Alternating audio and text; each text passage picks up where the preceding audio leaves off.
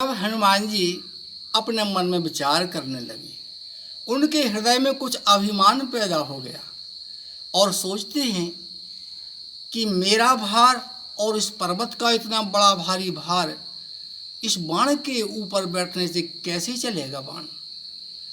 परंतु भगवान श्री राम जी के प्रताप को समझ करके और भरत जी से कहते हैं कि हे महाराज,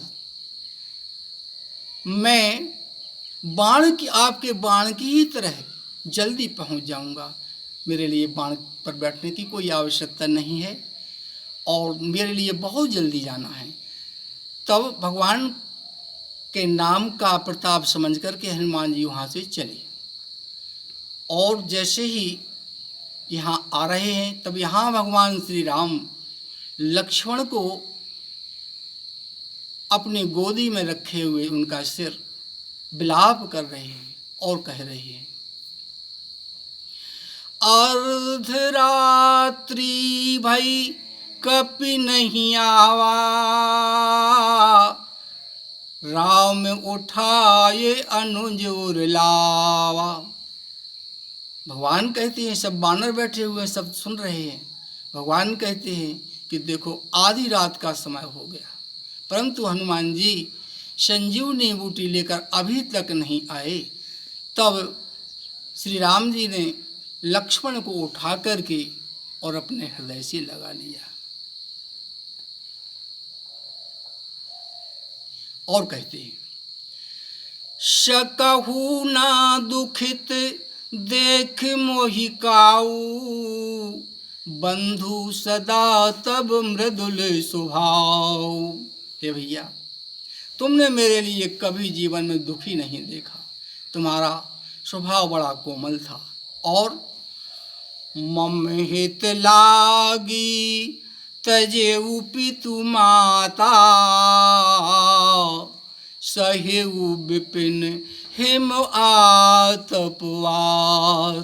हे भैया, तुमने हमारे हित के लिए अपने माता पिता के लिए छोड़ा और हमारे साथ में आकर के गर्मी, ठंड और वर्षा सहन किए। इसलिए हे भैया, सो अनुराग कहाँ अब भाई, उठहु न सुनि मम बच बिकलाई। हे भैया, वो तुम्हारा प्रेम कहाँ है?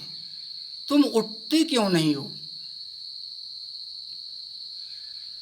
हाँ, यदि मेरे लिए मालूम होता, जो जानते हूँ बन बंधु बिछोहू, पिता बचन नहीं मान तो ओहू। यदि मैं ऐसा जानता कि वन में जाने से भाई का बिछोह हो जाता तो मैं पिता की आज्ञा के लिए सिरोधार्य नहीं करता। और बरु अपयस सहितेउ जग माही, नारी हानि विशेष क्षति नाही। वैसे में संसार के अपयसों के लिए सहन कर लेता, स्त्री का वियोग भी विशेष हानिकारक नहीं है। और सुत बित नारी भवन परिवारा, हो ही जाय जग बारही बारा। भैया, इस संसार में सब कुछ मिलता है, माता पिता, भाई बंधु, कुटुंब, परिवार, धन संपत्ति सब मिलते हैं, परंतु सहोदर भाई नहीं मिलता। अस विचार जिय जागहु ताता, मिलय न जगत सहोदर भ्राता। हे भैया, सब कुछ मिलता है परंतु बाएं का भाई नहीं मिलता है। इस प्रकार से भगवान श्री राम विलाप कर रहे हैं और उसी समय प्रभु विलाप सुनि कान, विकल भय बानर निकरे, आय गयऊ हनुमान, जिमि करुणा महावीर रस। इस प्रकार से भगवान विलाप कर रहे थे, सारे बानर रो रहे थे। उसी क्षण श्री हनुमान जी पर्वत लेकर के, संजीवनी बूटी लेकर के और रामांदल में आ पहुँचे। हनुमान जी को देखकर सब हर्ष में छा गए और उस समय तब सुखैन वेद कीन उपाई, उठ बैठे लक्ष्मण हर्षाई।